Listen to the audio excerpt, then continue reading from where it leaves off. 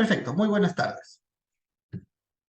Continuamos con el análisis del módulo tercero relativo a la autonomía del delito de lavado de activos, así como a la prueba indiciaria en esta materia. En la sesión anterior habíamos revisado cuál es el objeto de prueba del lavado de activos y señalamos que, como corresponde, la estructura del tipo penal, la estructura del injusto penal de lavado de activos es objeto de prueba. Vale decir, los componentes del tipo penal relativos a los sujetos intervinientes, a los activos de procedencia criminal, a la conducta típica y, por supuesto, a la imputación subjetiva del dolo, directo o eventual, así como quinto elemento, el llamado elemento subjetivo del injusto, exigible por la ley en los artículos 1 y en el artículo 3 de la Ley Penal Especial, el decreto legislativo 1106. Ese es el objeto de prueba, como lo es, decía, los hechos que componen la imputación del delito de lavado de activos. Existen claramente otros objetos de prueba relativos, por ejemplo, a los que corresponden a la determinación de la pena o a la determinación de la reparación civil, ¿no? En este caso el objeto civil, pero no es materia de este curso de momento. Entonces, es un primer tema que trabajamos, el objeto de prueba de lavado. Luego, examinamos cómo es el estándar de prueba de lavado y vimos, en síntesis, cómo es que la sentencia plenaria casatoria 1/2017, de una manera bastante precisa, establece los niveles de convicción compatibles con las fases, los estadios procesales, ¿no?, que van de la investigación preliminar en materia de lavado, basado en el estándar de la sospecha inicial simple. No es naturalmente un mero dicho, una mera indicación, sino tiene que haber una base indiciaria que permita el inicio de una investigación preliminar, ya con todas sus consecuencias.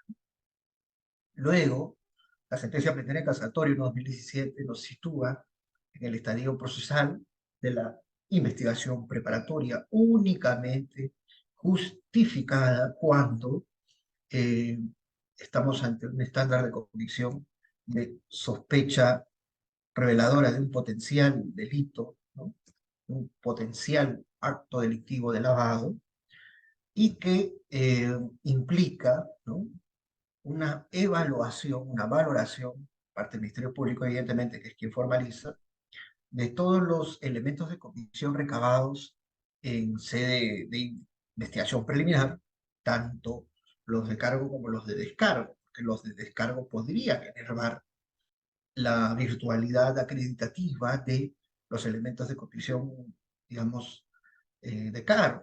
Bajo ello resultaría esencial que la formalización solo pueda lograr, o solo pueda, mejor dicho, motivarse cuando se logre el estándar de convicción precitado, de la sospecha reveladora de la existencia de un delito. Imposible si es que existen elementos de convicción de descargo, contra indicios, contra prueba. En tercer lugar, en materia de ya consolidación del objeto penal del proceso, a partir del principio de progresividad, la fase donde se estima que se consolida el objeto penal del proceso es en la acusación. El nivel de exigencia de convicción para justificar una acusación necesariamente es el de la alta probabilidad de condena.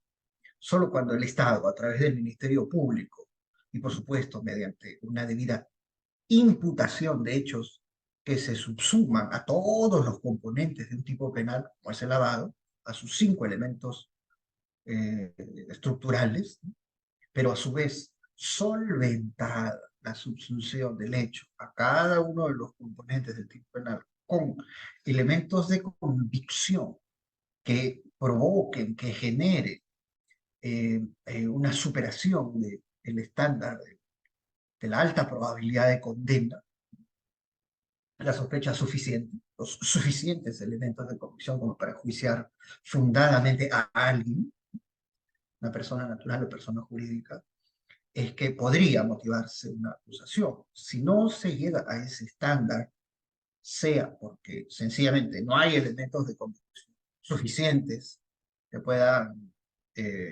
desprenderse de la acusación, o porque a su vez, ¿no?, o de forma alternativa, existan elementos de convicción de descargo, ¿no?, que cuestionen dicha suficiencia o que eh, eh, cuestionen la virtualidad acreditativa de los elementos de convicción que solventan una acusación y más bien permiten brindar una interpretación alternativa, y para ello evidentemente siempre es esencial un trabajo de actuación de parte, queda claro, es la carga del Ministerio Público por probar la responsabilidad y la imputación, clarísimo, pero es en materia de lavado de activos, por su especial dinámica y su complejidad, muy importante el trabajo de la defensa, ¿no?, que suele estar en mejor posición que el Ministerio Público para explicar, por ejemplo, la legalidad del patrimonio del investigado, por ejemplo, los negocios lícitos para explicar su situación patrimonial, o por ejemplo, para poder cuestionar la validez aparente de que los fondos serían criminales cuando pueden no serlo. Entonces, con todo ello, el estándar, decía, que solventa, que justifica una acusación, es el de la sospecha suficiente. Queda claro esta alta probabilidad de condena, que es lo único que justificaría una acusación, para fines de quebrar la presunción de inocencia, pues ha de superar el estándar del más allá de toda duda razonable. Ese es un tercer componente de lo que hemos ido trabajando, un poco aquí retroalimentando lo conversado. También, como punto adicional, desarrollamos cómo se estructura la prueba indiciaria, en términos generales, la teoría general de la prueba, cómo se configura la prueba indiciaria. Y hemos también visto que en materia penal existe la peculiaridad de que algunos delitos, ¿no?, se estructuran a nivel probatorio principalmente mediante el método probatorio indiciario. Cité, por ejemplo, el caso del delito de colusión, donde difícilmente vamos a encontrar un video del pacto específico, explícito entre el particular con el funcionario público competente en un proceso de contratación estatal. Puede existir, pero es un escenario de menor probabilidad. Este supuesto de colaboración eficaz, de confesión sincera de un privado o de un público que se indique y describa la supuesta existencia de un acuerdo colusorio, de una concertación ilegal, puede existir sin duda. De hecho, muchos casos de colusión están estructurados a partir de estos escenarios de colaboración eficaz o de confesión sincera, ¿no?, es decir, escenarios de negociación procesal. Pero la declaración de un aspirante a colaborador o la de un declarante confeso, esos en estricto no son medio de prueba, también son objeto de prueba. Es decir, sobre la sindicación de un colaborador o sobre la declaración de un confeso, tiene un nivel de exigencia de corroboración de la sindicación o de la autoincriminación que no se satisface con la sola, nuevamente, aceptación de cargos, yo lo hice, yo me reuní con, ni tampoco con la sola sindicación, ¿no? En ese sentido, más que medios de prueba, son objetos de prueba. Evidentemente, en materia de lavado de activos, tampoco necesariamente y de manera principal vamos a encontrar una sentencia que explícitamente señale el monto maculado y que luego fue sometido a operaciones económicas, lo cual le da lugar al posible lavado de activos. Eso sí ocurre, pero no es el de la prueba directa, quiero decir, de la procedencia criminal de los activos, el método probatorio predominante. Predominantemente, predominantemente, esto se va a dar, ¿no?, decía, a través del método probatorio indiciario.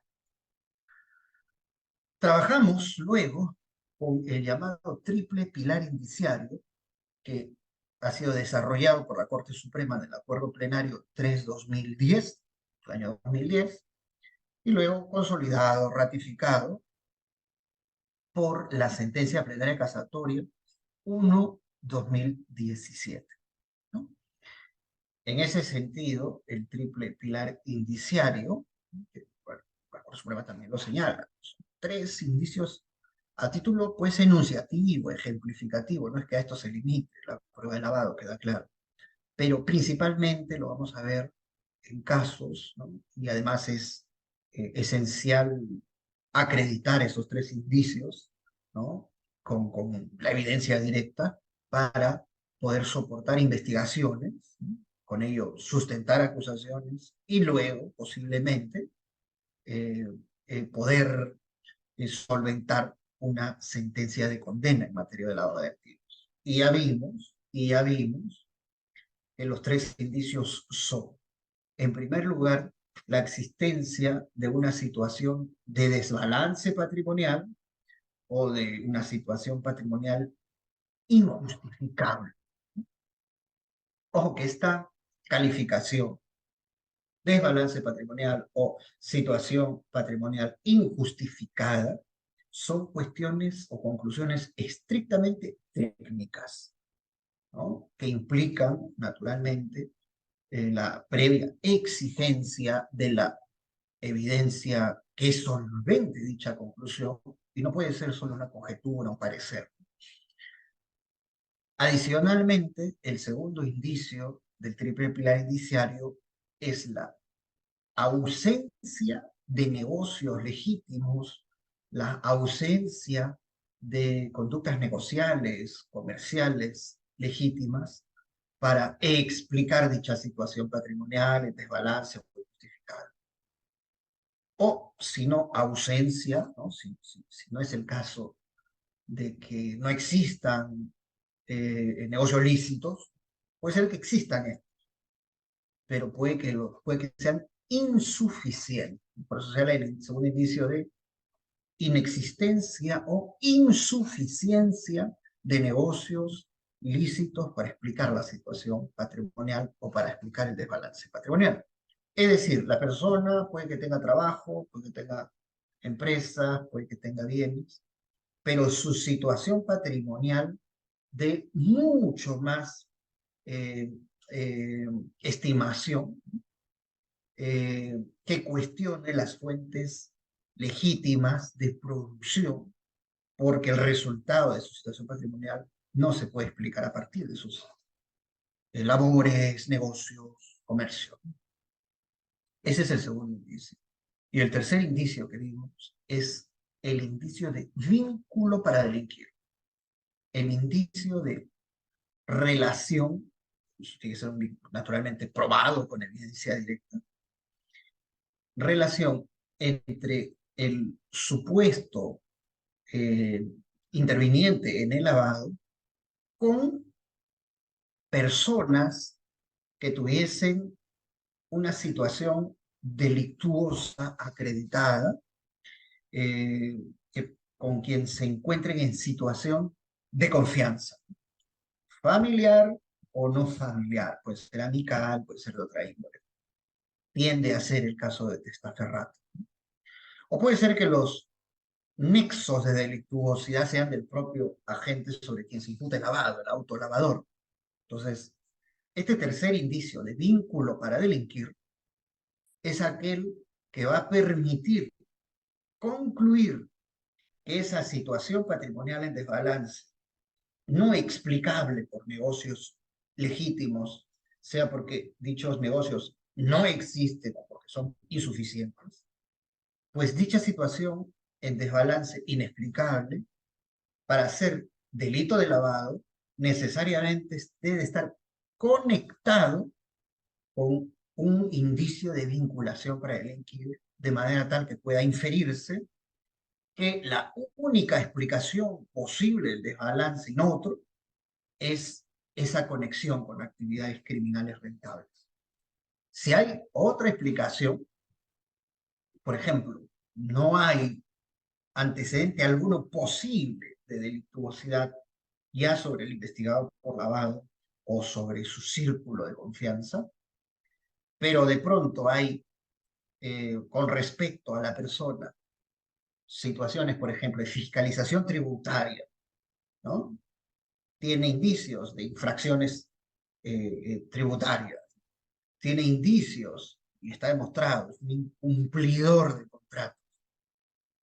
Es decir, hay indicios de antecedentes de actuaciones ilícitas, pero no delictuosas, entonces no es posible estimar que esa situación patrimonial en desbalance procede de actos delictivos, sino que procedería en todo caso de actuaciones ilícitas, de situaciones de desbalance patrimonial que dan lugar a la omisión tributaria, ¿no? De no pago de impuesto a la renta ficta, ¿no? O con base presunta, como dice la ley del impuesto a la renta.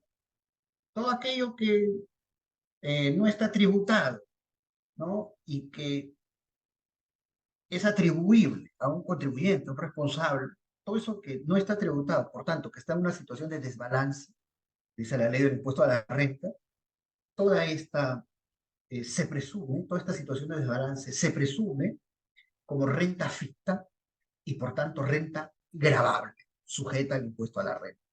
Entonces puede ser que estemos ante ilícitos administrativos, puede ser que estemos ante ilícitos civiles, pero eso no es lavado de activos. El lavado de activos requiere vínculo de delictuosidad, no de simple ilicitud, porque la ilicitud puede ser extrapenal y eso no da lugar a lavado de activos. Con ello, ahora vamos a examinar cuáles son esas evidencias directas que pueden permitir solventar al triple pilar indiciario del lavado de activos y con ello poder soportar investigaciones y, por supuesto, controvertir la eventualidad probatoria de cada uno de estos indicios, ¿no?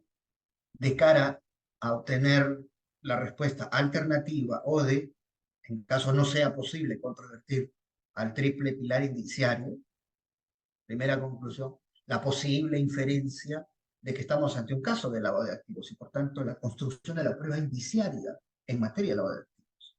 O, en respuesta contraria, de poder estar en condiciones de controvertir la virtualidad probatoria de esos indicios o de la evidencia directa que daría lugar a un indicio, por tanto, empleándose contraindicios, contraprueba, poder estar en condiciones de brindar una explicación acreditada, tan plausible como la de la tesis de acusación o de la tesis persecutoria.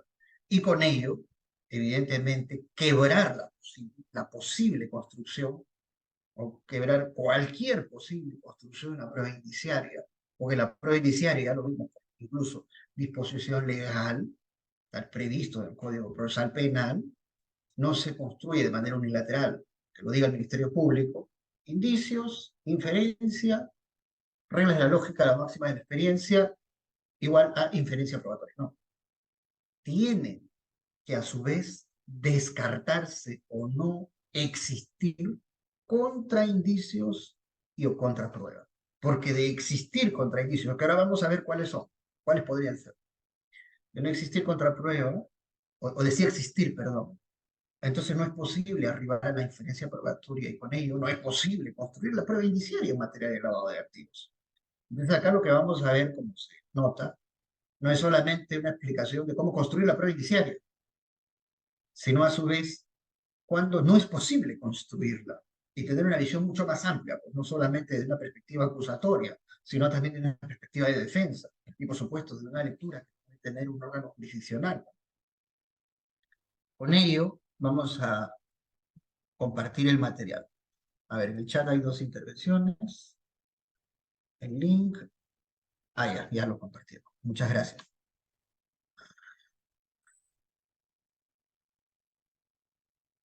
Compartir pantalla. Eh,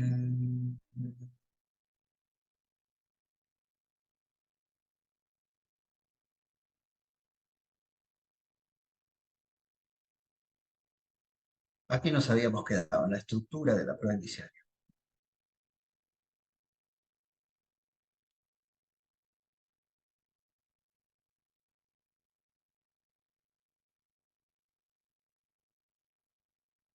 Muy bien.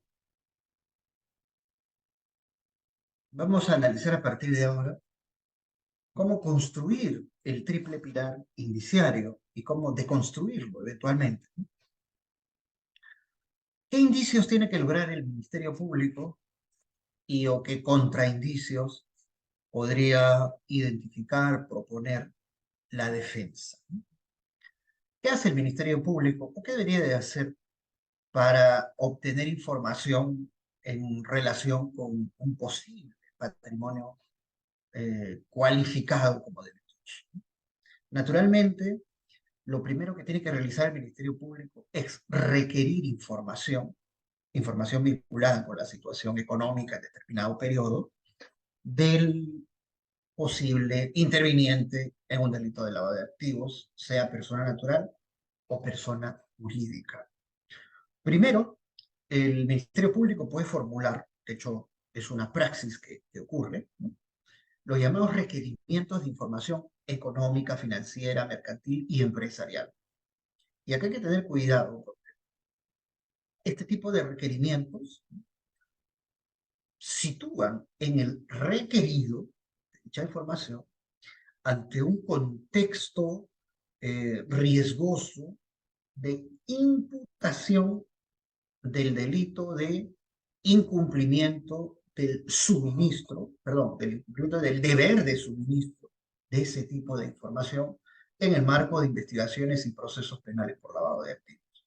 Me refiero al artículo eh, sexto de la Ley Penal Especial.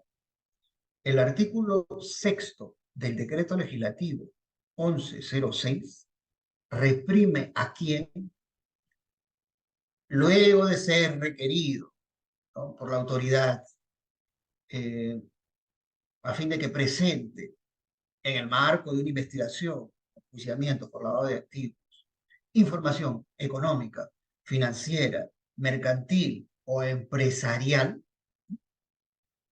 si no suministra la información, rehúsa a entregarla, está ante dicho delito.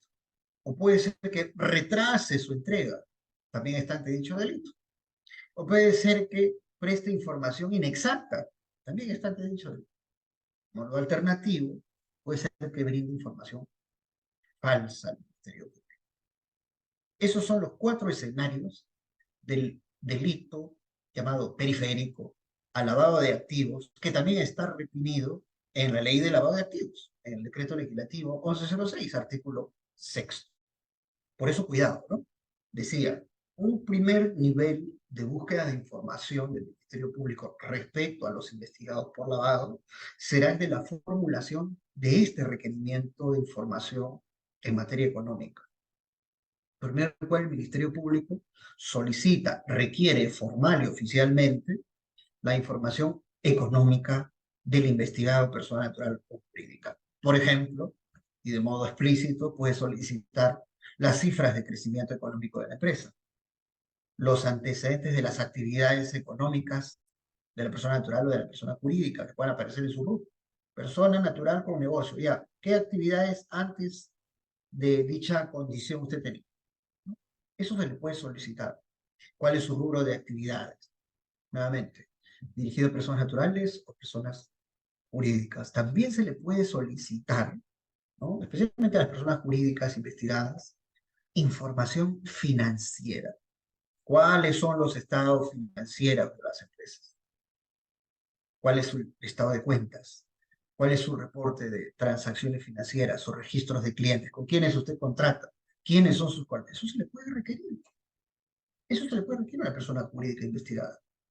En cuanto a información mercantil, ¿no?, o societaria o comercial, se puede pedirle, por ejemplo, esto no es un catálogo cerrado, contratos que la empresa o la persona natural hubiera realizado con respecto a quienes brindan suministros, por ejemplo. Puede solicitársele, ¿no?, sus índices de participación en bolsa, puede pedírsele, ¿no? Que evidencie, exhiba documentos de naturaleza societaria, ¿no? Por ejemplo, que presente el libro de matrícula de acciones. Eso se le puede requerir. Las sociedades anónimas cerradas, las llamadas SAC, por ejemplo, son el tipo de estructura societaria más utilizado en el país. En el Perú, las SAC son el tipo de sociedad más frecuentemente empleada. ¿Por qué? Porque, dada su naturaleza jurídica de sociedad anónima cerrada, en los registros públicos solamente va a aparecer el nombre de los socios fundadores, es decir, los iniciales tenedores de las acciones, los titulares iniciales de las acciones, que son quienes constituyen la persona jurídica, la SAC. Pero no van a aparecer en el registro público societario los futuros socios, las personas naturales o también jurídicas que con posterioridad a la Constitución puedan adquirir las acciones.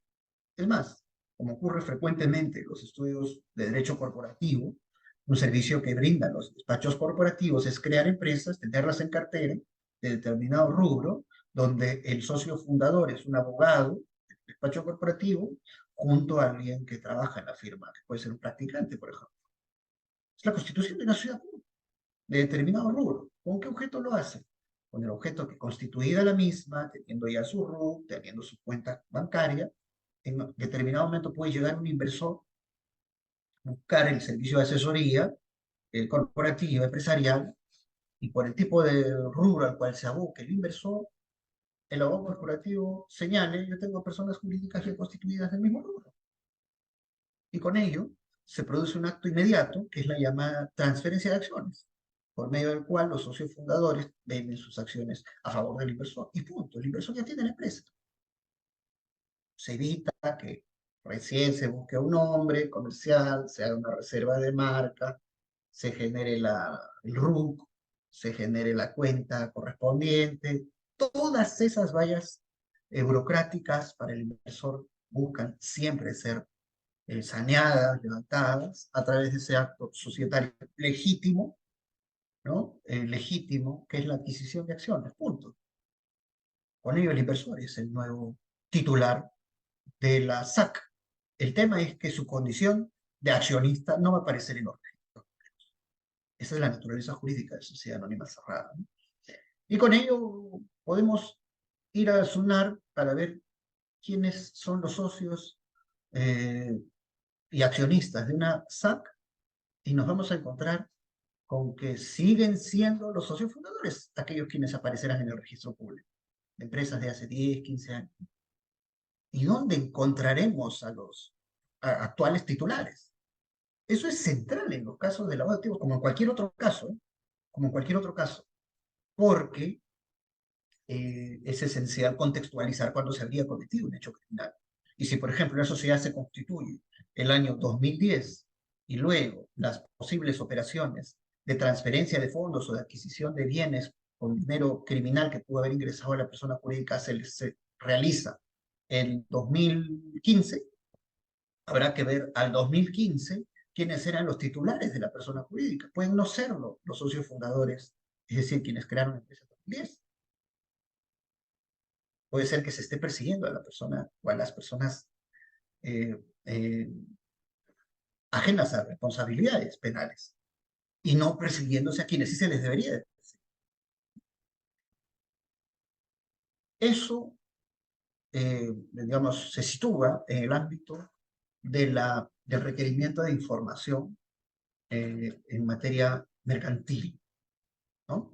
O en materia empresarial, que aquí lo vemos, ¿no? Información empresarial. Pedirle a la persona jurídica objeto de investigación, preséntenos, ¿no? Sus estatutos, las modificaciones estatutarias, las actas de toma de decisiones, ¿no? Las actas de Junta General de Accionistas o de Junta de Participacionistas, Junta de Socios, dependerá de la estructura societaria, ¿no? Es decir, si estamos ante sociedades de responsabilidad limitada, SAC, sociedades anónimas abiertas u otras. Se le puede pedir cuándo fue que ampliaron el capital social, ¿no? Cuando reflotaron patrimonial a la persona jurídica. Presente en el libro de matrícula de acciones, donde digo, se registra, eso solamente a nivel notarial, no es necesario que vaya a registro público, de hecho no es un acto inscribible en registros públicos. ¿Quiénes son los nuevos titulares de la persona jurídica? ¿Quiénes compraron las acciones? Para contextualizar su responsabilidad en función del hecho, en función del tiempo de comisión del hecho. En fin, claro, podrían cuestionar, podrían decir, pero si se pide esta información, prácticamente si se entrega puede tener carácter de autoincriminatorio. Tiene cierta razonabilidad. ¿Para qué voy a entregar información que puede autoincriminarme? ¿No es que acaso esta es una garantía constitucional, la interdicción de la autoincriminación? Sí, pero claro, toda garantía también está sometida a controles de legalidad y ninguna es absoluta. Por esa razón, el legislador estimó conveniente eh, un mecanismo sustantivo, que es el de la tipificación de dicho delito, que ha hecho referencia el artículo 6 de la Ley Penal Especial, el delito de infracción del deber de suministrar información económica, financiera, mercantil o empresarial.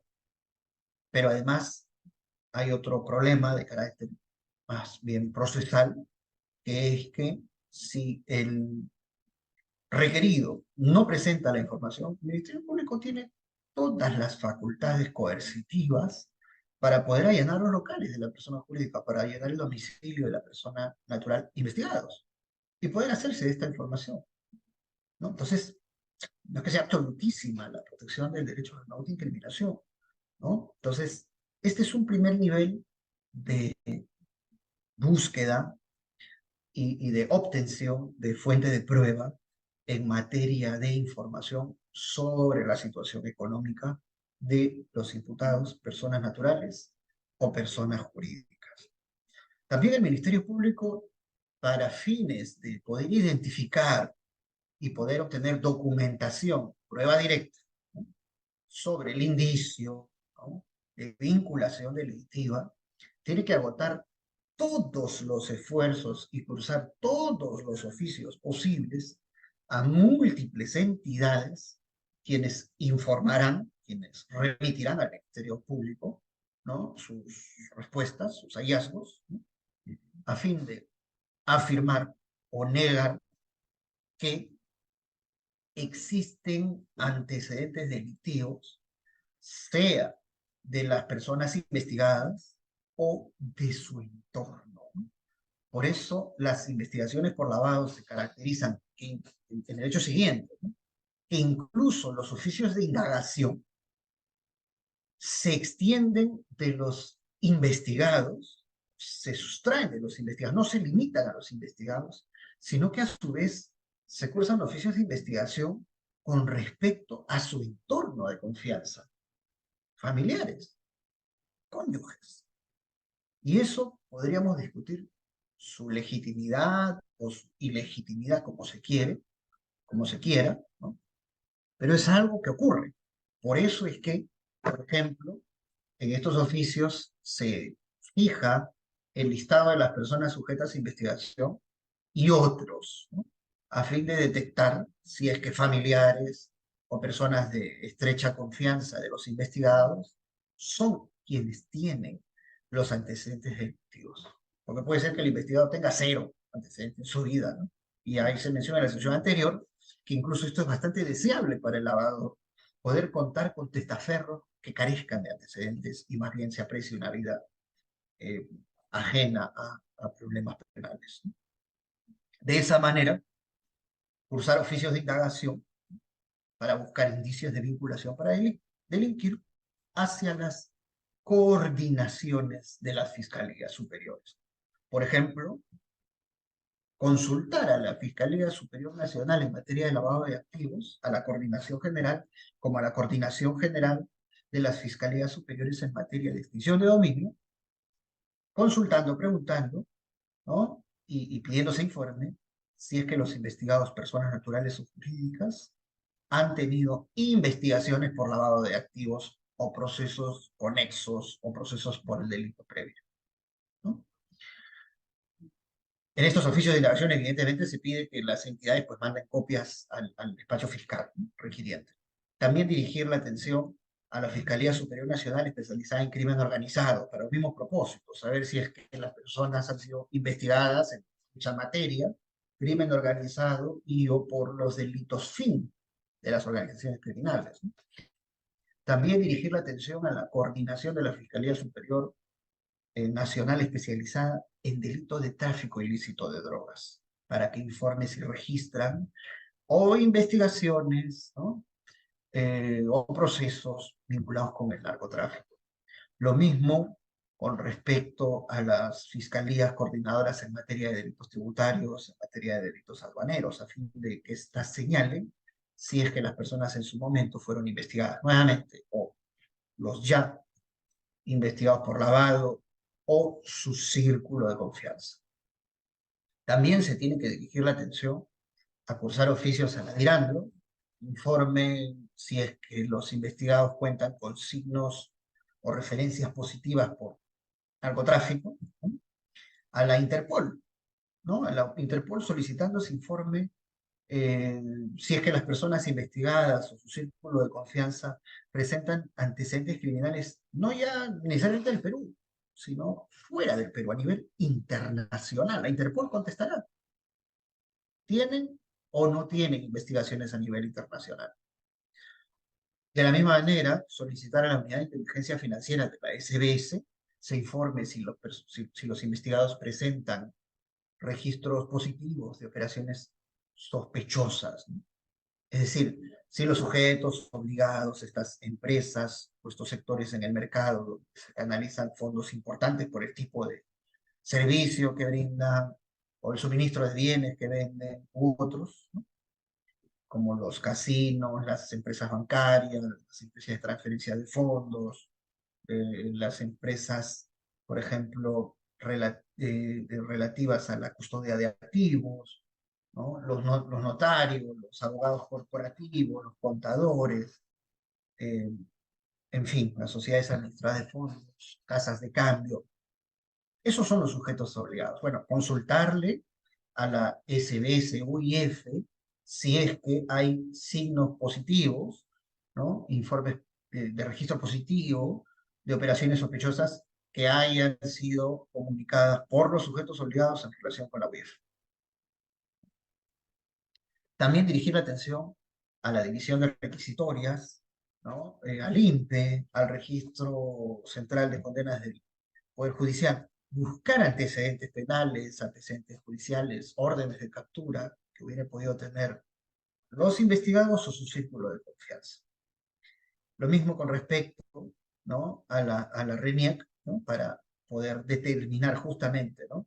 Vínculos familiares, vínculos de confianza, y poder establecer un posible más amplio espectro, sea de potenciales investigados o sea de investigados con sus nexos no investigados de familiares o personas, vínculos de confianza.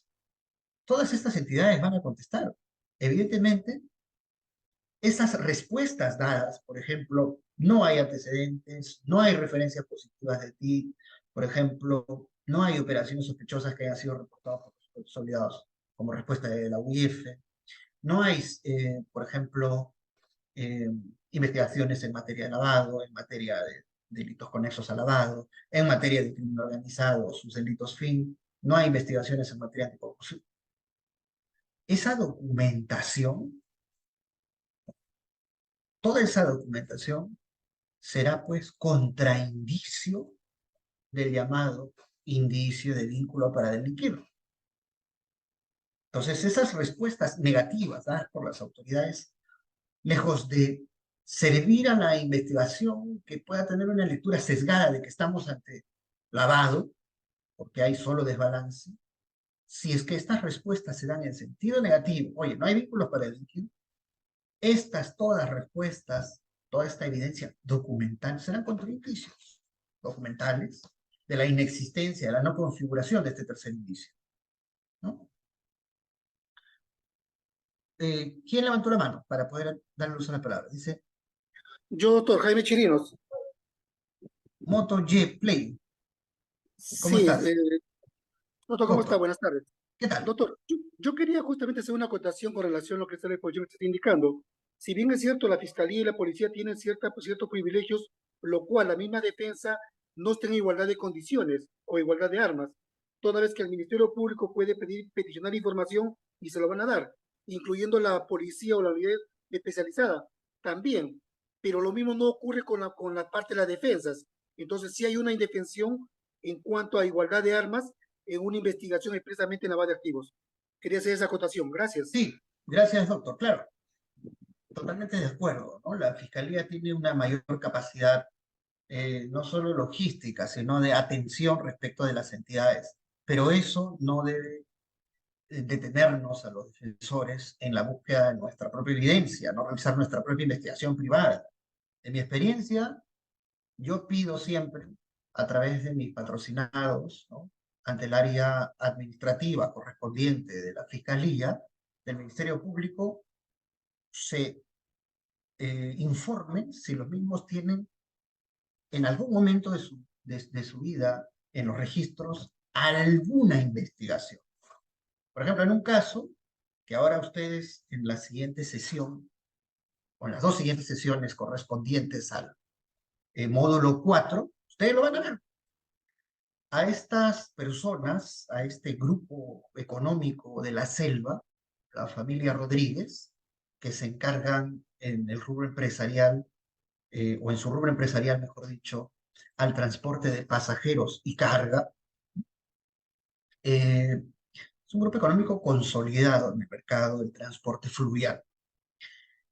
Malos competidores, porque eso ya luego lo logré probar, esto lo logramos probar, denunciaron, ¿no?, y se inició de oficio a nivel policial una investigación en el sentido de que estas personas, al menos dos de los integrantes de este grupo empresarial, la familia, de este grupo empresarial familiar, habrían tenido signos positivos de tráfico de drogas hacía décadas.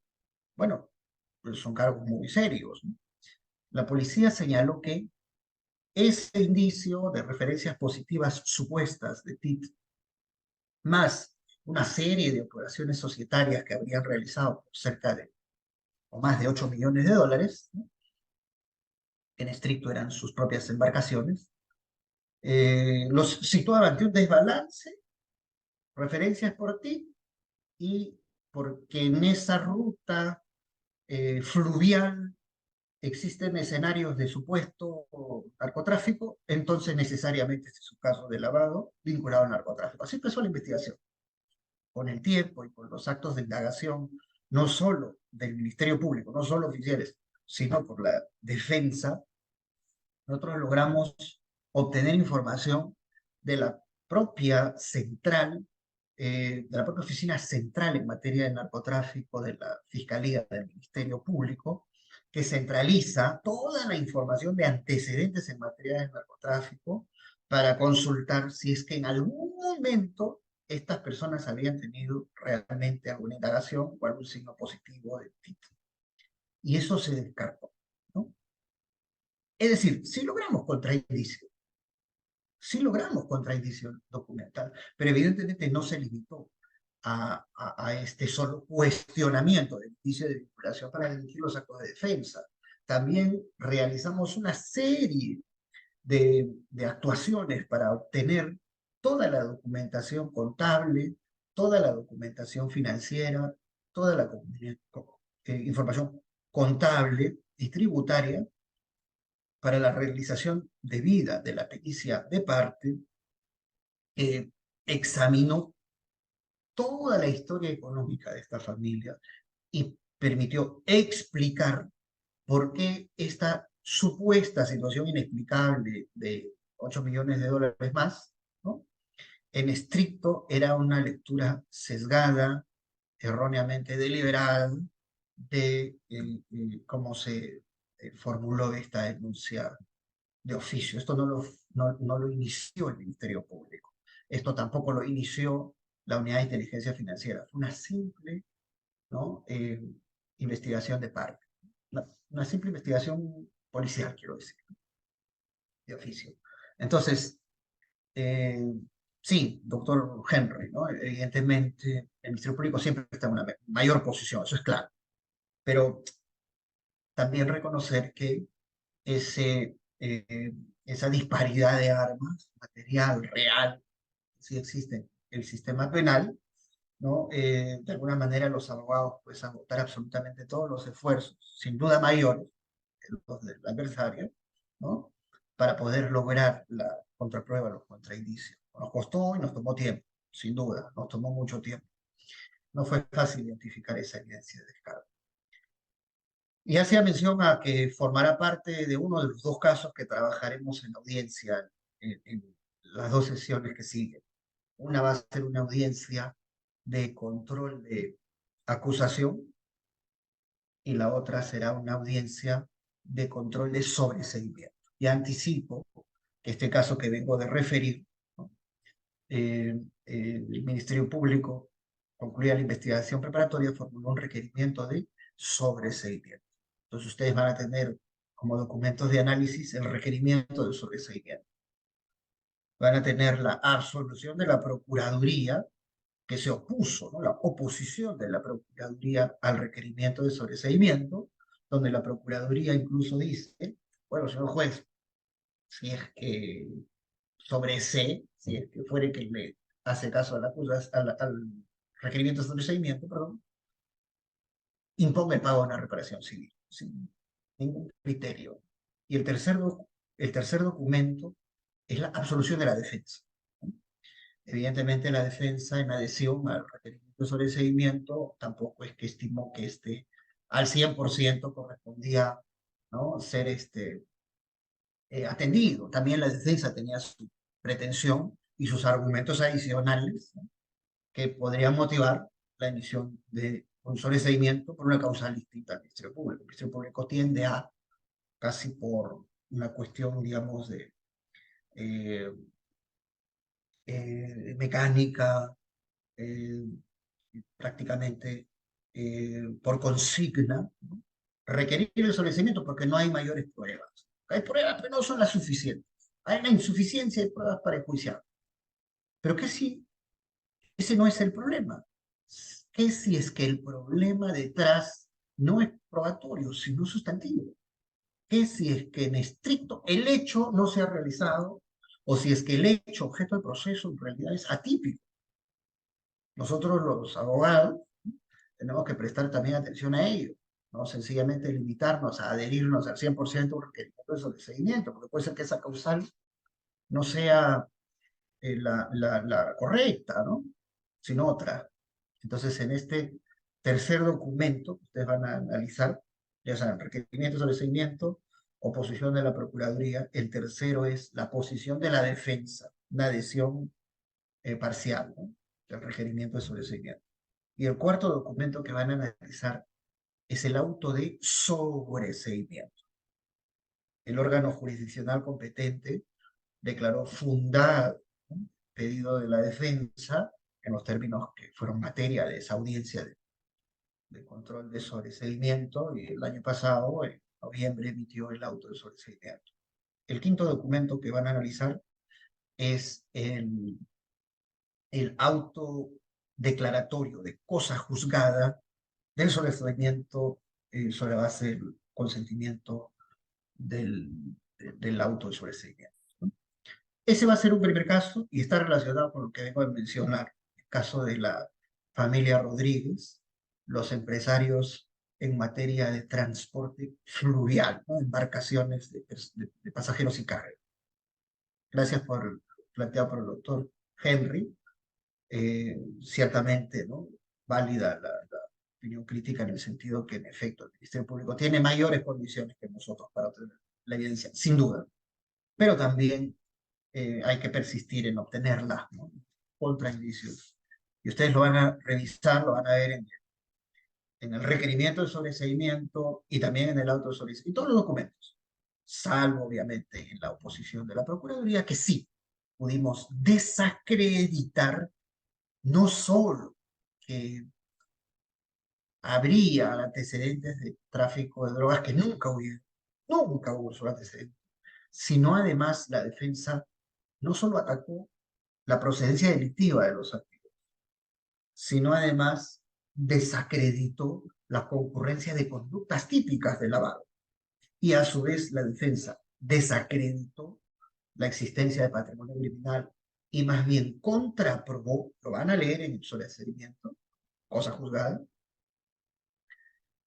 que la defensa logró probar la licitud patrimonial de estas 6 personas procesadas y 12 personas jurídicas también sometidas a proceso, ¿no? Entonces eso me parece de mucha riqueza, que formará parte ya de la siguiente sesión.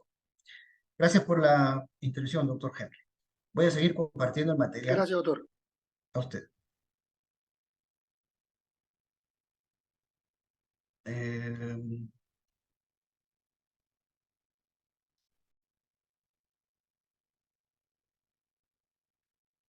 con respecto a la obtención de indicios de desbalance, ¿no?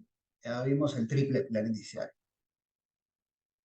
Hay que señalar en la sesión anterior que la conclusión de desbalance patrimonial, la conclusión de situación patrimonial injustificada no es algo que pueda conjeturarse o pueda afirmarse desde la tesis acusatoria, persecutoria, sin ninguna evidencia.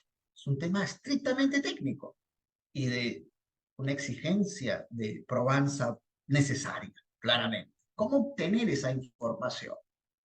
Naturalmente, las investigaciones por lavado, complejas, y por supuesto que requieren de una logística muy, muy importante, ¿no?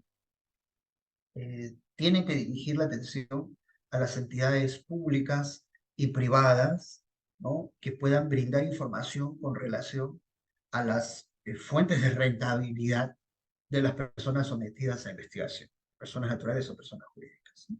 Por ejemplo, dirigir oficios de indagación a SUNAR, al Registro de Propiedad Inmobiliaria y Vehicular, y al Registro de Personas Jurídicas, ¿no? El Registro de Mandatos y Poderes.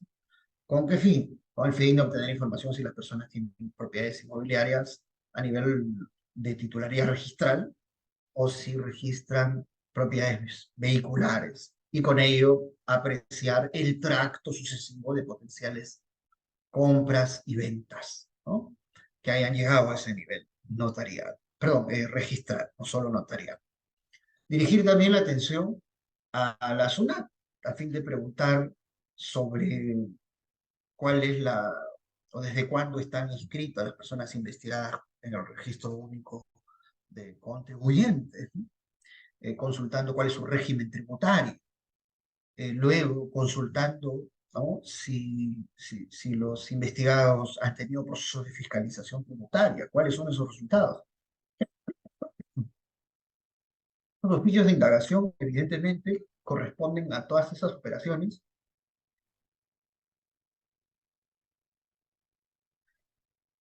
perdón, a todas esas operaciones de respuesta inmediata que puede brindar la SUNAT y que no están protegidos, ¿no? Por el derecho al secreto bancario, ¿no? Naturalmente. Claro, aquellos que están protegidos, perdón, a la reserva tributaria. Aquellos que están dentro de la protección de la reserva tributaria, pues ya será materia de una solicitud de medidas limitativas de derecho que pueda también dirigir al Ministerio Público y, por supuesto, el órgano jurisdiccional evaluar si corresponde otorgar o decidir el levantamiento de la reserva tributaria. Lo mismo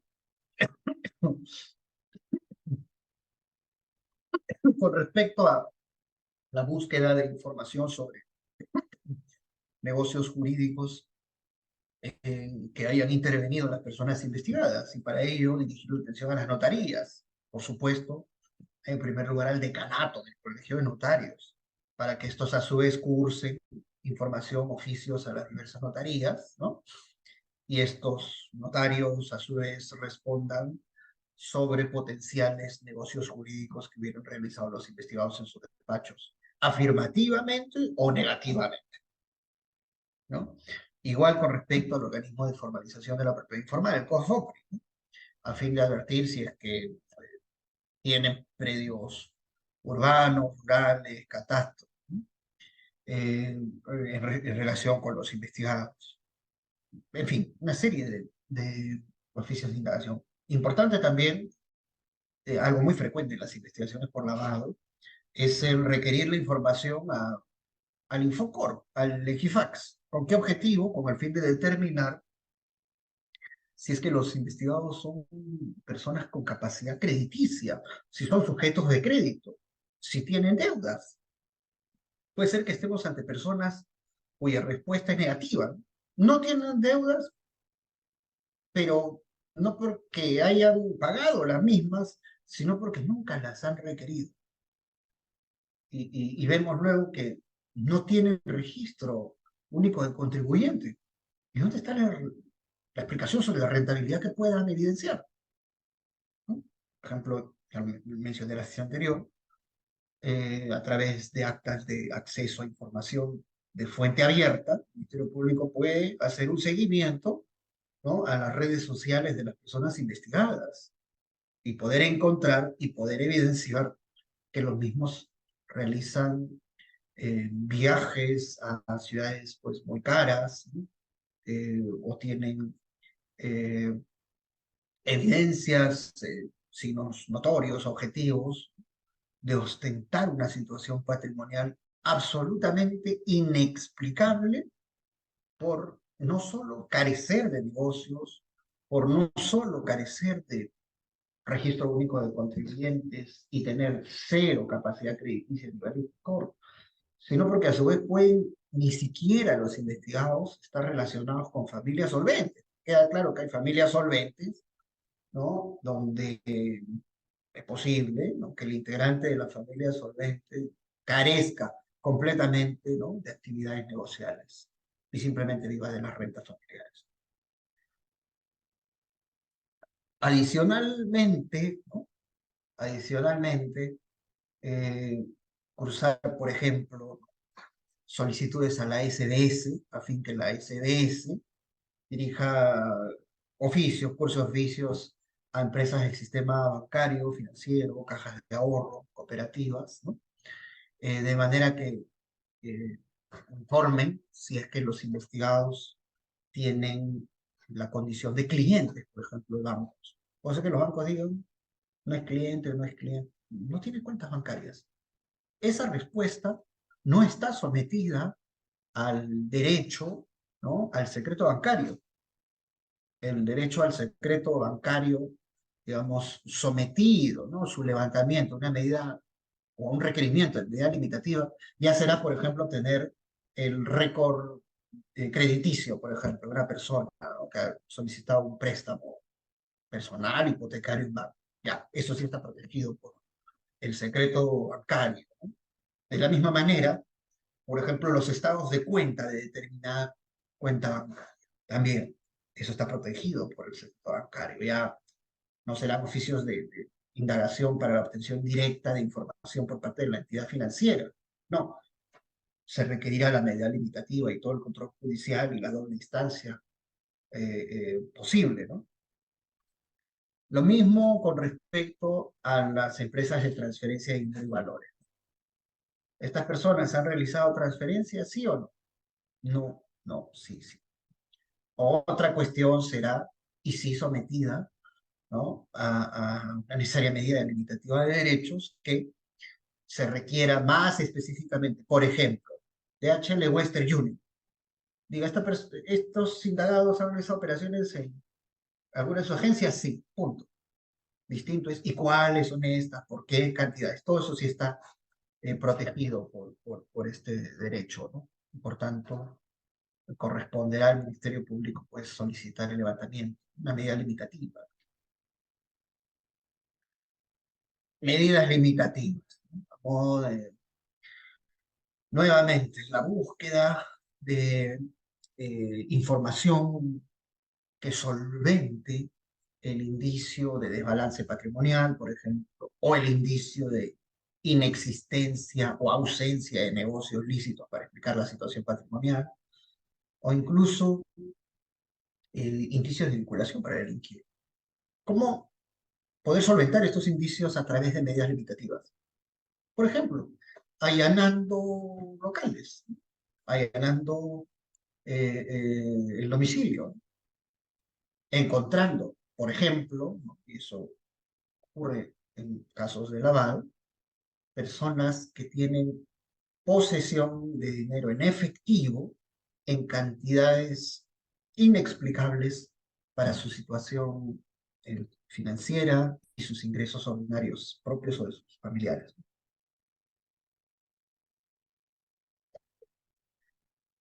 Encontraron $100.000.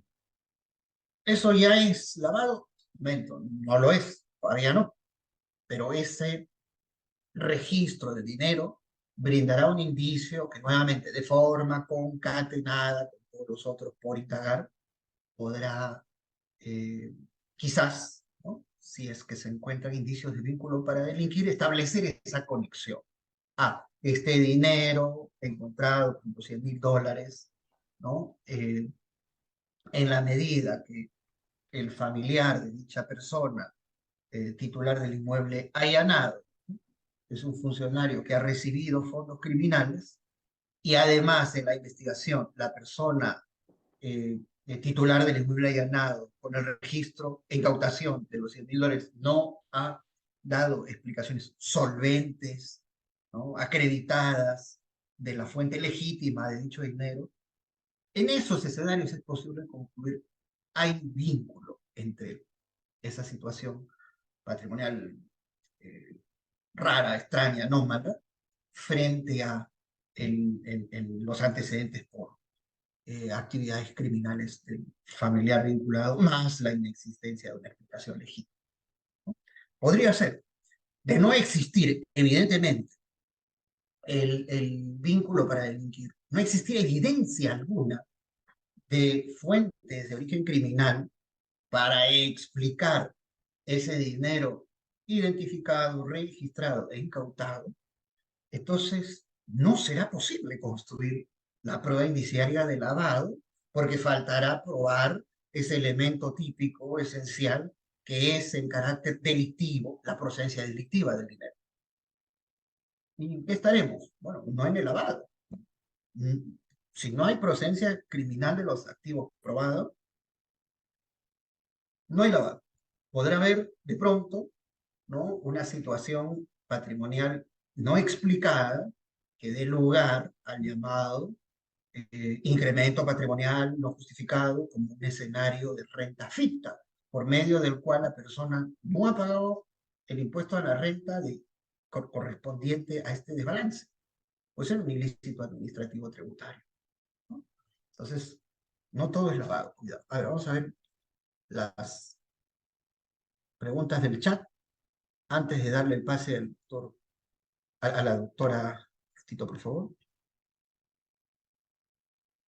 Un ratito, un segundo. Vamos a dejar de compartir para poder leer a la doctora Silvia. Un ratito, doctora Silvia. Vamos a ver el chat. Ya no. Era sobre el link. Doctora Silvia, buenas tardes. Doctor, buenas tardes. Una consulta. ¿Hay Sí. algún, no sé si las financieras con esto de la prevención habrán establecido algún monto mínimo o que genere como un indicio de presunción de lavado o es a criterio del banco? Ahora, otra cosa es que, por ejemplo, ¿no? Le comento un tema personal que tengo ahora en el banco, en los bancos en general. Yo en Sí. algún momento fui fiscal. Y como fiscal ahora ya me han puesto como una persona de riesgo.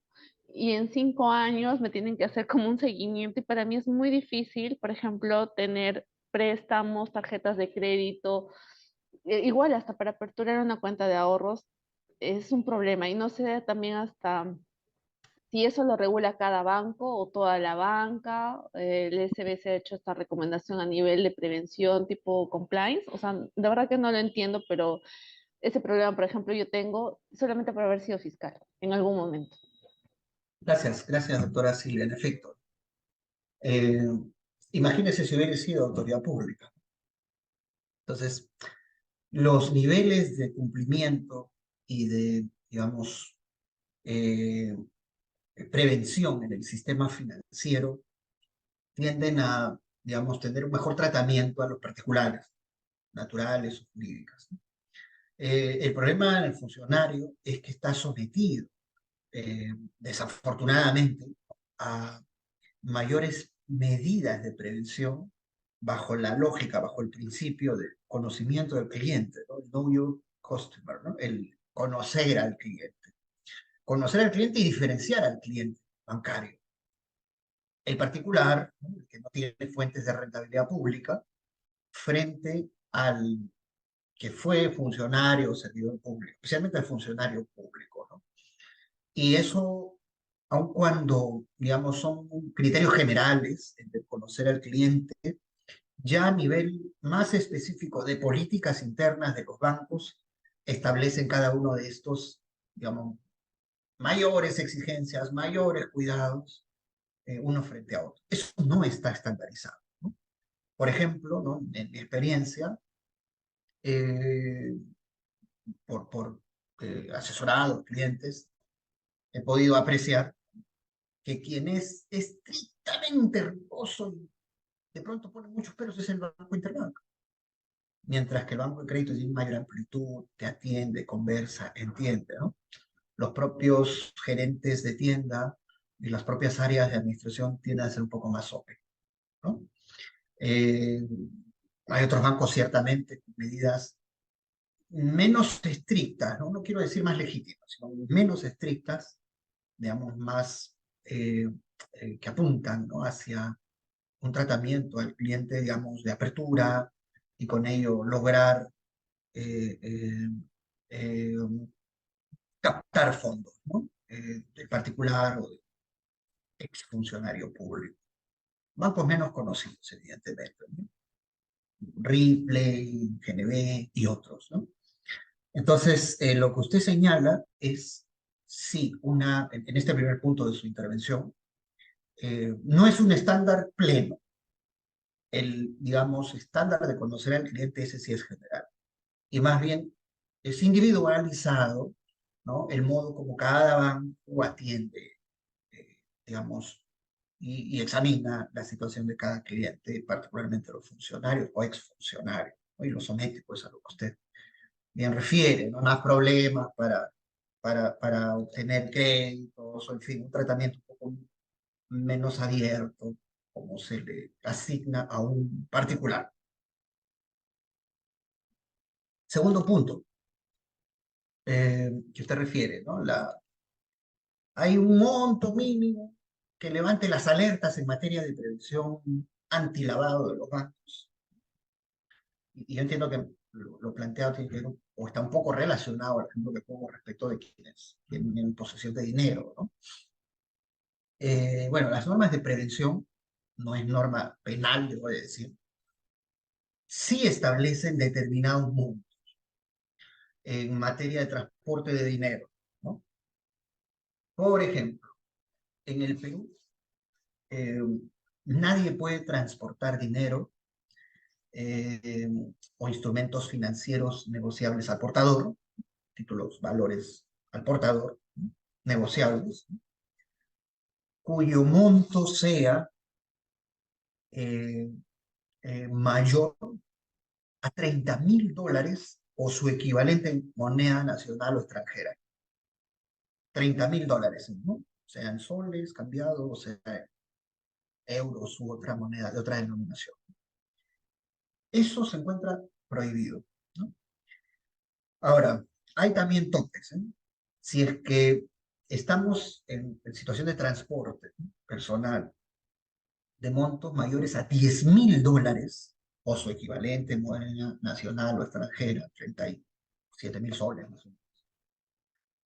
Existe un deber acotado, el deber de declarar que estamos transportando dicha cantidad de dinero. Por eso cuando salimos al extranjero, damos un pequeño viaje de vacaciones, ¿no?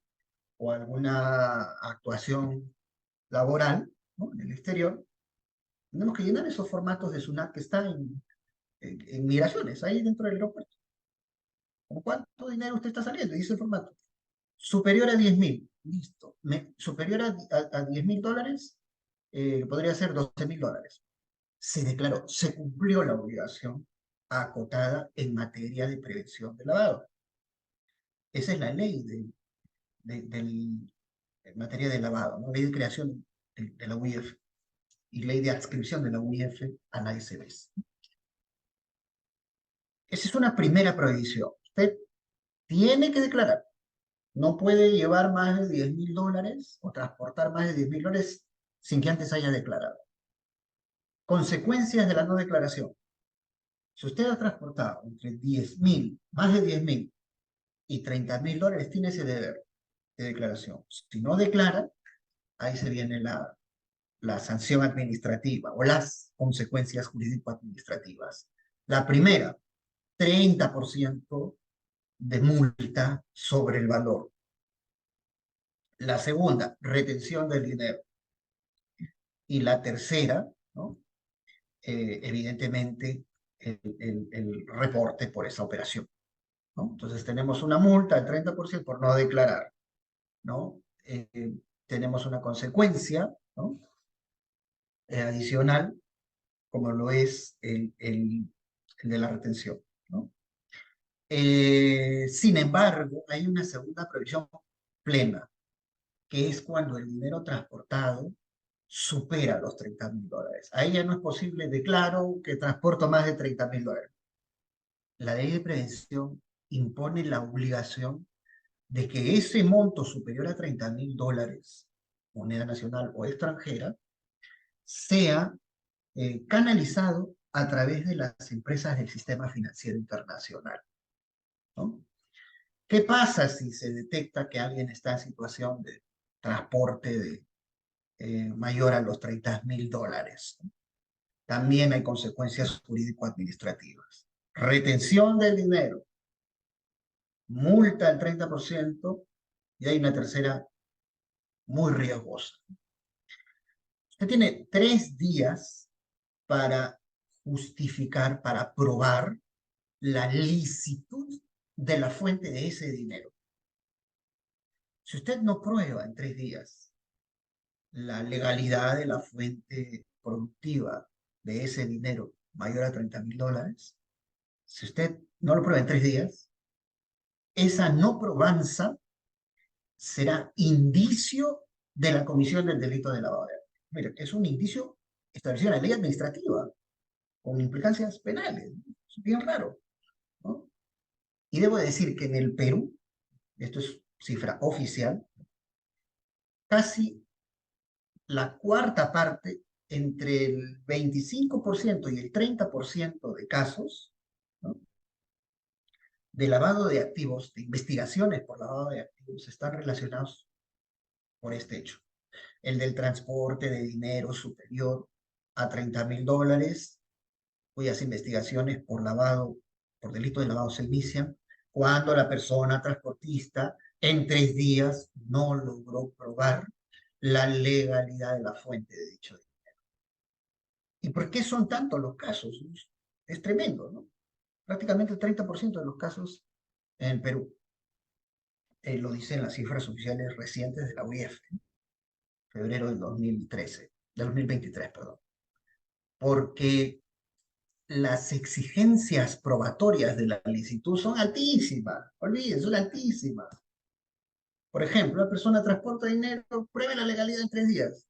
Y uno le presenta a la entidad, a la UIF, a la SUNAT, y a la SUNAT, ¿no?, que la persona trabajaba en determinadas actividades, ¿no?, legítimas, producción de rentabilidad legítima, como lo podría ser un comercio, ¿no? La persona evidencia que ese comercio existe, que las tiendas son rentables, que hay una alta productividad económica, pero se emite igual el reporte de no acreditación. La SUNAT, la UIF, prácticamente por las vallas probatorias altísimas, que no están legisladas, que es un criterio valorativo, ¿no? Digamos, con un margen de discrecionalidad muy amplio, prácticamente imponen que uno entregue el voucher de salida de ese exacto dinero como prueba de que la fuente es legítima. cuando puede ser que ese dinero no salga del sistema financiero, sino de la rentabilidad de las ventas de determinado comercio. Esto que les cito a propósito de la pregunta de la doctora Silvia está estrechamente ligado al segundo caso que vamos a trabajar en el módulo de simulación de audiencias. Es el caso de una acusación por lavado de activos en la modalidad de transporte. ¿No? El primer caso es control de sobreseimiento, aquí es control de acusación. A la transportista de dinero, ¿no? Quien intentó sacar de la ciudad de Juliaca por la vía aérea con destino a Lima para comprar junto a su jefe mercadería, ¿no?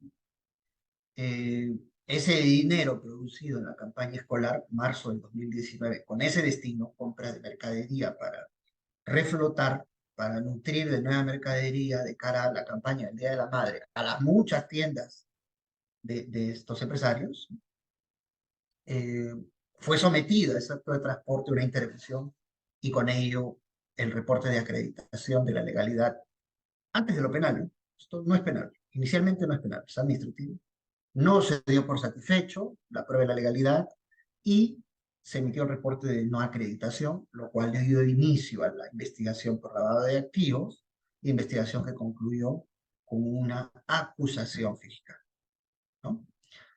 Por eso aproveché la intervención de la doctora Silvia para de una vez anticipar los hechos sintetizados del caso 2 que ustedes van a discutir en la siguiente sesión conmigo, ¿no? Cierro la respuesta, ¿no? Mis observaciones a lo planteado por la doctora Silvia, en el sentido de que, en efecto, ¿no? A nivel del sistema bancario financiero en materia de prevención, en materia de compliance, antilavado, los bancos tienen medidas de prevención, ¿no? Hay algunos estándares y hay otros que se quedan en la esfera de discrecionalidad de las entidades. Por ejemplo, cuando se realizan operaciones mayores a 10.000 soles, los bancos tienen formatos de declaración jurada sobre la legalidad de los fondos o relativa a la explicación de por qué se realiza esa operación. ¿Con qué objetivo? Con el objetivo, por ejemplo, si voy a realizar una transferencia de más de 10.000 soles a favor de alguien, a nivel bancario, llenaré el formato de prevención antilavado bancario y diré cuál es el sentido, ¿no? El formato es muy claro, para quién va, para tal persona, dónde reside, en tal lugar, motivo de la transferencia, pago por honorarios, por ejemplo. Trata de un aperito de parte. Ese registro forma parte de la política de conocer al cliente, el seguimiento al cliente. No es que sea una sanción, no lo es sencillamente una política de cumplimiento a la normativa antilavado, administrativa, bancaria, para la lucha contra el lavado, pero además es una política interna bancaria de transparencia de operaciones. Entonces, no son sanciones, pero sí es indispensable para la lucha contra el lavado en el ámbito de este tan importante sujeto obligado al banco.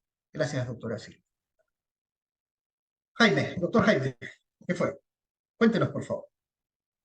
Doctor, usted hablaba y decía con relación a lo que es a la parte investigada, y me venía a la memoria una lectura, por ejemplo, del doctor Juan Marcone Moreno, en la cual él explicaba, decía las manos del detenido, esa inquietud, esa incertidumbre. Y me ponía en ese caso, justamente en el caso de una persona que es investigada por lavado de activos, la cual nunca está involucrada en un hecho similar, nunca ha sido notificada ni siquiera con una discusión con su vecino, y sin embargo, a la noche a la mañana viene una notificación de la fiscalía. Claro está, entre supuestamente esa investigación que es este de oficio, que es su función, pero a veces no se mira el lado humano de esa persona. ¿Qué tanto puede calar, qué tanto puede derrumbar a una persona una simple investigación? Claro, lo que estamos inmiscuidos en procesos penales como abogados, como defensas, sabemos que quizás es normal, no toda persona investigada necesariamente es culpable. Recuerdo en algún momento haber visto incluso oficiales de la policía que eran investigados y ellos estaban con una inquietud de saber si van a ir presos o no van a ir presos. Y eso tratamos a una persona común y corriente que nunca está involucrada. A veces esa simple investigación aparentemente insignificante puede calar muy hondo y causar un problema psicológico, a veces irreparable. Y lo quería comentar. Gracias.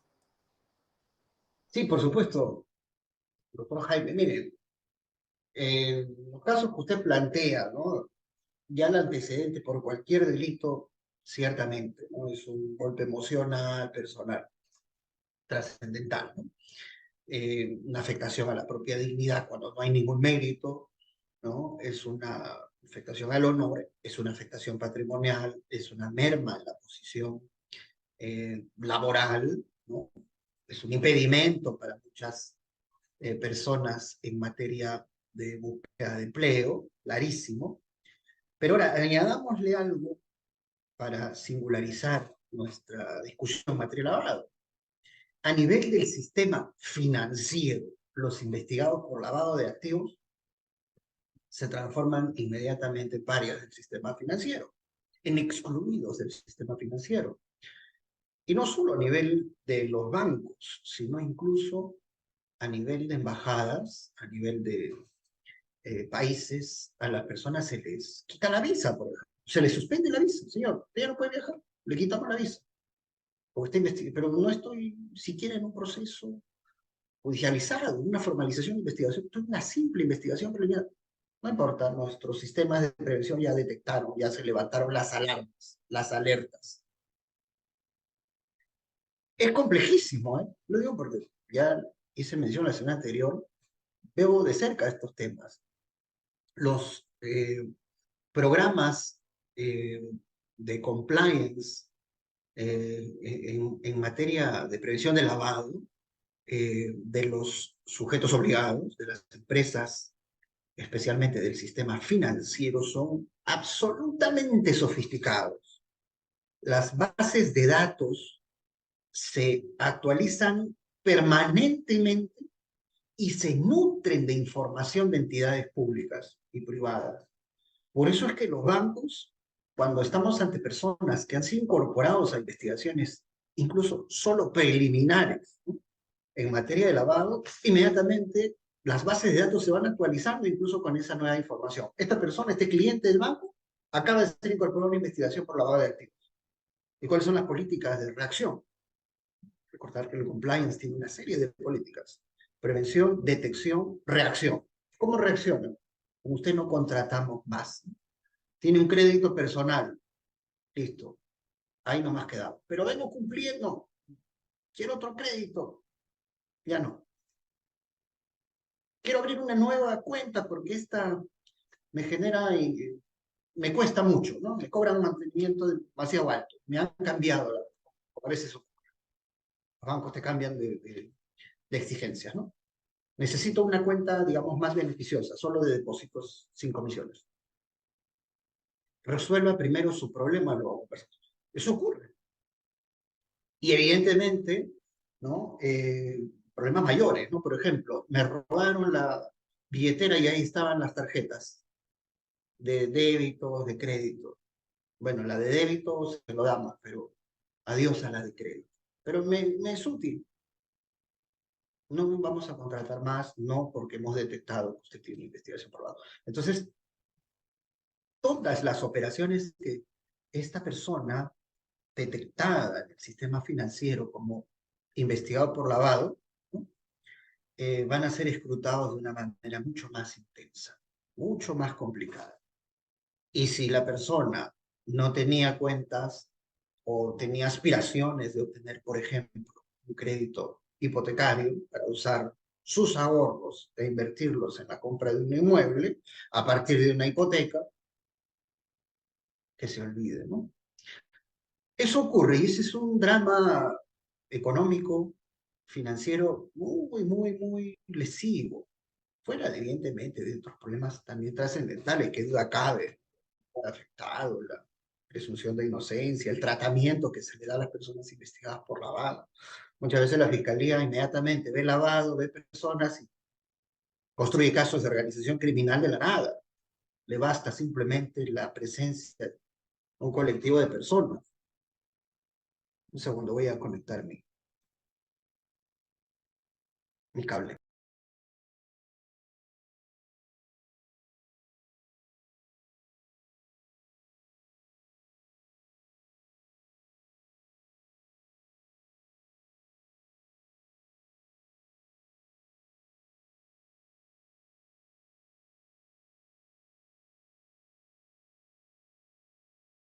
Ay, ay, ay, ¿dónde está?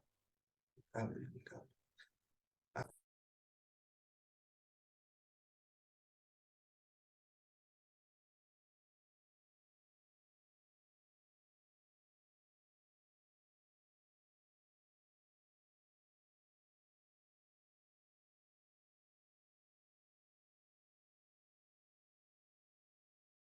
ya, el disculpas, casi se me apaga la computadora, me encontraba el cable, ¿no?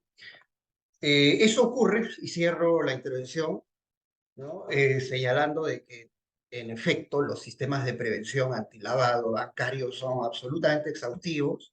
eh, Son sistemas electrónicos, sistemas informáticos que se van inmediatamente actualizando y las personas eh, ciertamente se ven afectadas por este tipo de investigaciones, ¿no? Qué duda cabe que en un país como el nuestro, donde existen fondos criminales ingentes, ¿no? El problema del lavado de activos y su persecución es un asunto eh, prioritario para el Estado, pero por supuesto resulta siempre exigible la responsabilidad debida para llevar a cabo investigaciones por todas las implicancias fuera de del solo asunto penal, ¿no? Que existirá contra persona sometida a investigación natural o jurídica, ¿no? Los perjuicios son colaterales tremendos. Bien, gracias por las intervenciones. Sí, sigo compartiendo el material. Eh, Estábamos en las medidas limitativas de derecho, ¿no? Ya había hecho mención que las formas de obtención de esta documentación, información probatoria para construir y configurar el triple pilar indiciario también se logrará a partir de las medidas limitativas de derecho, allanamientos, registros domiciliarios, levantamiento del secreto bancario para conocer las operaciones, ahora sí, específicas, los reportes bancarios de las personas, de la reserva tributaria, por supuesto, el levantamiento de la reserva tributaria para saber cuánto ha declarado la persona natural o persona jurídica en determinado periodo fiscal.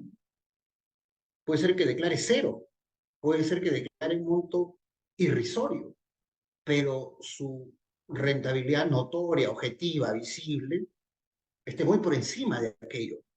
Entonces, obtener esa información es muy valiosa para construir estos casos y, por supuesto, las respuestas que puedan brindarse, ¿no? Desde las entidades públicas, bancos, SUNAT en este caso, ¿no? Puede también ser lograda con antelación por la defensa. Por eso algo que sugiero siempre, y de hecho en la defensa procuramos realizarlo, es una actuación de carga dinámica, no obligatoria. En el lavado, como en cualquier otro delito, el Ministerio Público tiene la carga de la prueba, clarísimo, clarísimo. Pero en materia de lavado de activos, en materia de delitos económicos y financieros, digamos, muy valioso, deseable, siempre que sea posible hacerlo, evidentemente, el poder realizar muchas actuaciones de parte. Por ejemplo, para tener inmediatamente toda la información financiera, bancaria, tributaria a la mano y poder inmediatamente realizar el estudio técnico correspondiente a las operaciones que la persona investigada hubiera podido realizar. Por eso se tiene que realizar una investigación privada. Entonces, sí, una defensa posible es la defensa negativa, ¿no? Es decir, que el Ministerio Público pruebe la responsabilidad de mi patrocinado, a ver si puede. Y que hace la defensa un poco esquiva golpes, ¿no? Un poco va explicando lo que va llegando. Es un necesario válido, queda claro. No se tiene asignada la carga de probar la inocencia, clarísimo. Claro, eso no es sistema penal peruano. Sin embargo, es deseable en materia de lavado de activos, por las implicancias económicas detrás, el análisis financiero detrás que existe en las investigaciones, y de ser posible, por supuesto, realizar de manera paralela, ¿no? Una investigación privada, una investigación de las propias cuentas, de la propia rentabilidad económica, de las propias declaraciones tributarias, lograr toda esa data. No necesariamente para ya presentarla al Ministerio Público. Lo que yo realizo es, primero obtengo toda esa información, la someto a un peritaje de parte, no me importa si es que hay un perito oficial ya juramentado, nutro mi información y mi estrategia con la opinión de un experto en dicha materia y a partir de ello voy ofreciendo información de descargo a la investigación. Y si hay el nombramiento de un perito o un juramento de un perito oficial, peritos oficiales, ¿no? Nombro al propio, ¿no? Designo al de parte y ofrezco para la realización del peritaje oficial toda la información, absolutamente toda la información. Vamos a ver si el perito realiza la pericia con el método correcto para entender, para explicar correcta, debidamente, ¿no? La situación patrimonial. Y debo de decir en experiencia que no siempre se conduce el objeto pericial de forma correcta. No se establece, por ejemplo, ya lo había dicho la sesión anterior, cómo es que ingresan las personas al periodo económico en materia de peritaje y materia de proceso penal. ¿Con cero, saldo inicial cero, o con una situación económica evolucionada, consolidada, rentable? Muchas y buena parte de las pericias oficiales inician el periodo económico con saldo inicial cero. Con saldo inicial cero, como si las personas sometidas a un análisis pericial de su vida económica hubieran tenido cero rentabilidad al momento del periodo económico del proceso, ¿no? Objeto del proceso y objeto de peritaje, ¿no? Es un método erróneo. Esa es una metodología equívoca. Pero al final, ¿quién establece la metodología de trabajo del perito oficial? El Ministerio Público. Entonces eso es algo que tendría que reexaminar.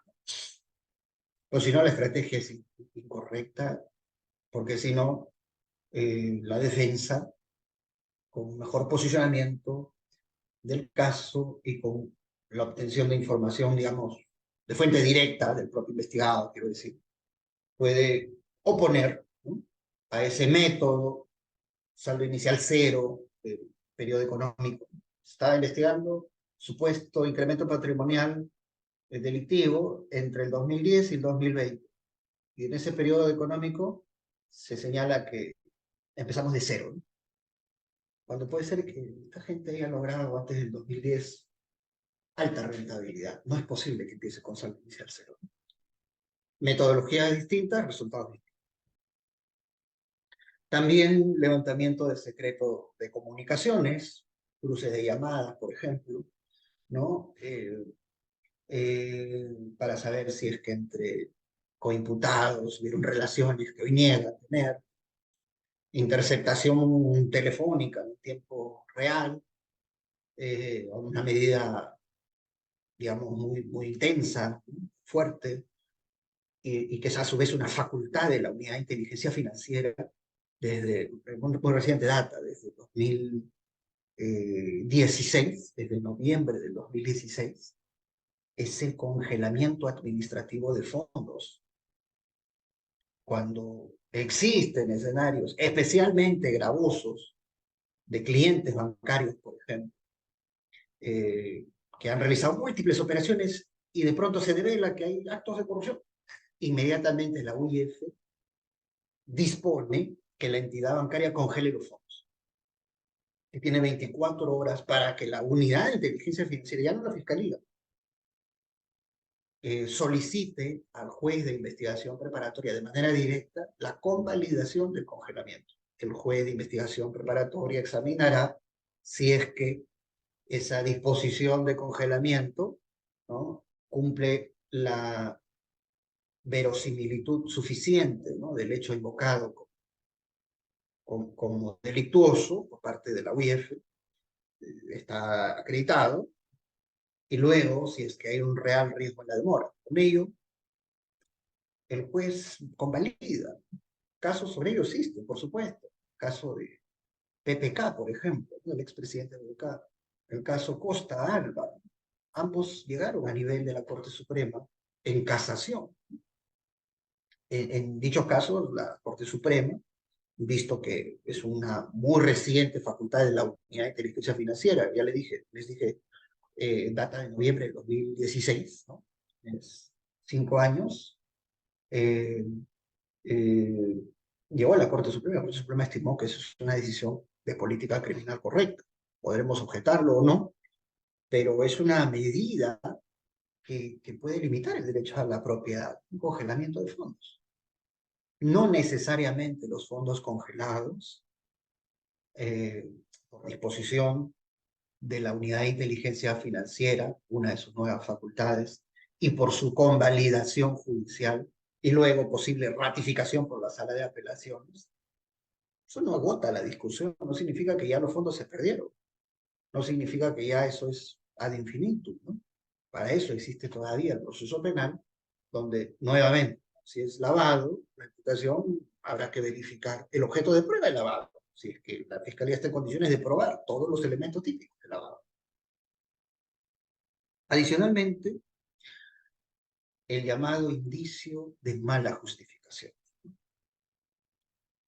El indicio de mala justificación está relacionado con las explicaciones carentes de lógica financiera que puedan brindar los investigados, personas naturales, personas jurídicas, acerca de la situación patrimonial, materia de investigación. Dos casos, por ejemplo. ¿Cómo creo que se puede configurar indicios de mala justificación? Primero, una cosa es abstenerse a declarar, ejercer el derecho a guardar silencio. Eso es ejercicio legítimo de un derecho. Otra cosa es declarar y brindar una versión, ¿no?, sin ninguna lógica financiera posible. Uno diría, la persona puede operar en contra. Cuidado, sin embargo, cuidado. En materia de lavado de activos, las explicaciones carentes de lógica financiera, si es que están respaldadas por otros indicios de cargo, esas declaraciones pueden dar lugar al llamado indicio de mala justificación. Por ejemplo, primer escenario, por ejemplo, cuando inicia el caso Ecoteva, recordarán del expresidente de Toledo, antes de que se devele todos los temas Odebrecht, que recuerden esos del año 2016, existía el caso Ecoteva, ¿no? Estas 4 operaciones inmobiliarias que realiza la empresa, el grupo empresarial Ecoteva Consulting Group, creado en Costa Rica, realiza 4 operaciones inmobiliarias en el Perú. Adquiere 2 inmuebles y paga de forma anticipada 2 hipotecas de la sociedad conyugal Toledo Carpa. Y adquiere 2 inmuebles para titularidad de Ecoteva. Uno diría, bueno, son sus inversiones de la empresa. Pareciere, ¿no? Pareciere. Pero hay una serie de detalles que se fueron descubriendo y que ya la explicación de por qué se compraron, por qué se realizaron esas 4 operaciones inmobiliarias millonarias, ya no tiene tanta lógica. Primero, Ecoteva Consulting Group fue constituida en una notaría de Costa Rica. Quienes la constituyen son 2 personas muy modestas que trabajaban en la notaría. El vigilante y una señora de limpieza. Ellos son los que constituyen Ecoteva. Y en el acto de constitución de Ecoteva se nombra como directora de la empresa, directora de esta compañía offshore, a la señora Eva Fermi, a la suegra del expresidente. No pasa nada, eso puede ocurrir, puede ocurrir.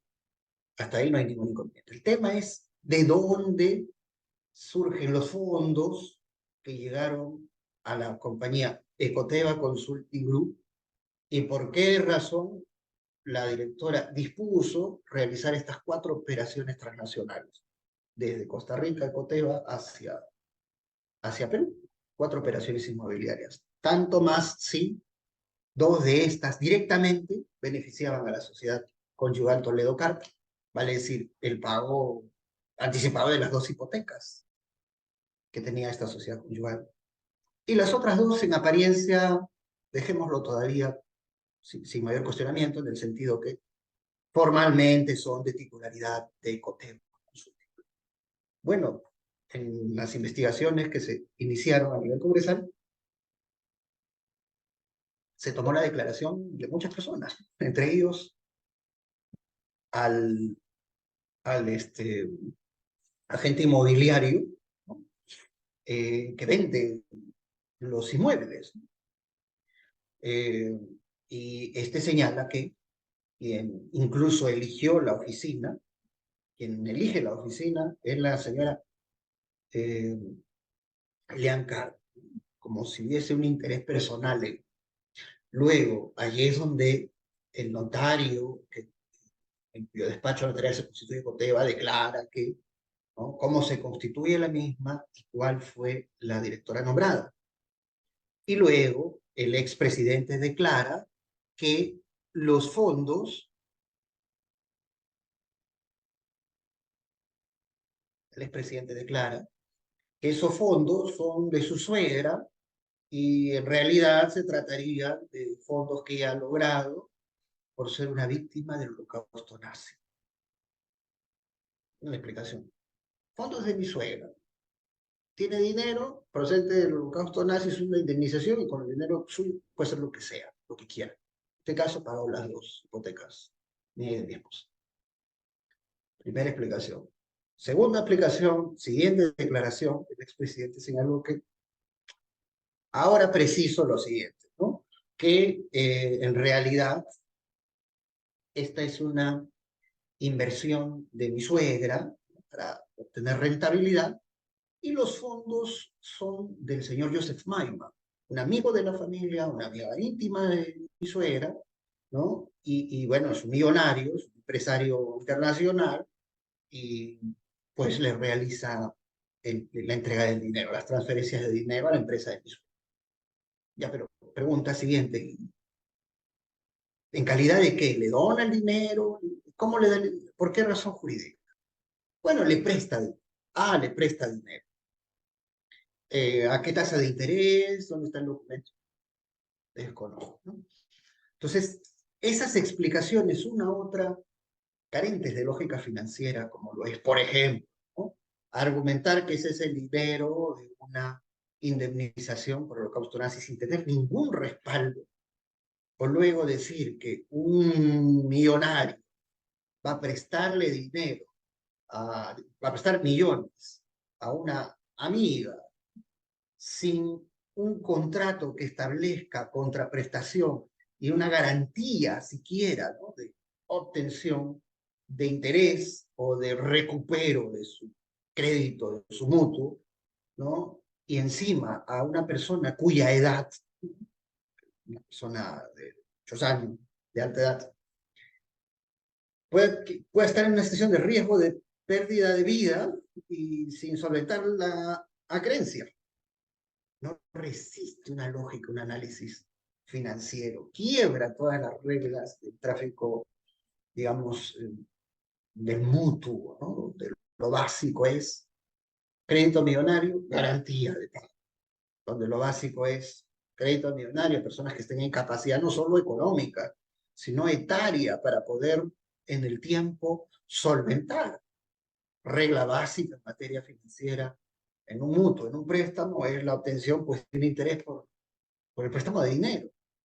Entonces, esa explicación, y bueno, posteriores que se fueron dando por parte del expresidente, seguramente podrán usarse a nivel fiscal nuevamente, no como prueba de cargo única, ¿no? Sí, de forma interrelacionada, si es que eso lo logra el Ministerio Público en un juicio, ¿no? A otras evidencias directas.